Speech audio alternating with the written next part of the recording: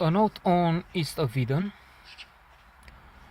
um, a film that has been acclaimed, appreciated. It is included by the New York Times on its list of New York Times best 1000 films ever made. But I, for one, have to say, sorry, that I'm not thrilled.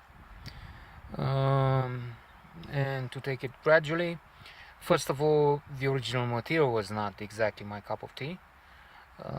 John Steinbeck, the author of East of Eden, the novel on which this is based, is again not among my favorites, not anymore. I was taken aback by Grapes of Wrath when I first saw Henry Fonda, the film.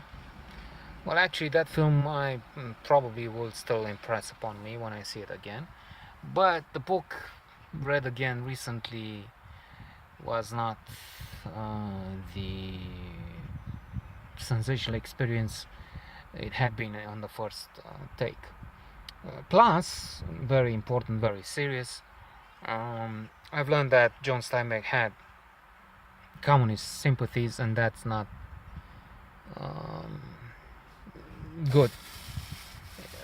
In my case, I've been living in a communist regime. I hate anything and anyone that has sympathy or liking for communist ideas, and that's it. Then finally, James Dean. James Dean is another reason why people are so thrilled, so enthusiastic about this movie. But I, again, I just, it's a problem I have. It's clear now. I mean, okay, refuse East of Eden. Let's say you don't get John Steinbeck so well, but then all these, I mean, it's it makes me think of a comedy stand-up routine. There's this man who was talking in a funny way about if Rudyard Kipling, if all around you lose their head and you keep yours, and then you're a man, my friend. No, he says, if all around you, there's something wrong with you. Indeed. James Dean for me is awkward, outre, strange, but not the phenomenal actor that so many insist he was. I also admit, and I was thinking, well, his characters are haunted, are different, and maybe, probably, this man is doing his job excellently, and I just don't see it. I mean, the fact that he's so strange, that's the effect we that needs to be produced.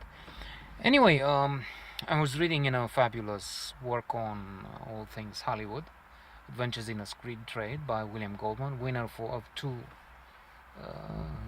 Academy Awards, for Butch Cassidy once, and then for All the President's Men for the script. He was a screenwriter. That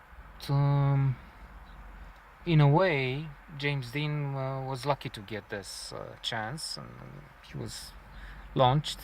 Alas, he would go on to make just a few more films, and that was it. He died in a tragic accident. But Montgomery Clift,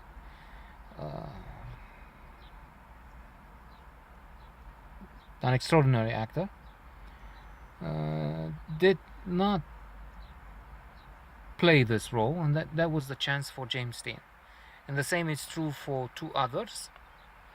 Paul Newman had his chance again due to Montgomery Clift not participating, and that was for Somebody Up There Likes Me. And the other one who benefited from the absence of the aforementioned Montgomery Clift was Marlon Brando in On the Waterfront. Elia Kazan was the director there. He's the director for East of Eden, and then he has another masterpiece under his belt, A Streetcar Named Desire. Wonderful director, but quite a character, and a controversial figure at that. For a few years ago, for an Academy Award ceremony, Elia Kazan was an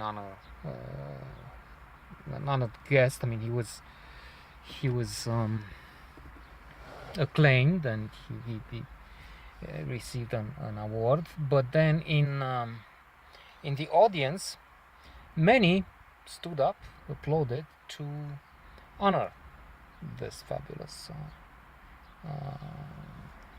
director. But others sat down in protest, and that's because Elia Kazan was involved in the period of the blacklist, and he collaborated with the witch hunters. Otherwise, East of Eden is a very appreciated film. I just didn't like it that much, and it's not among my favorites, but that's just a personal bias.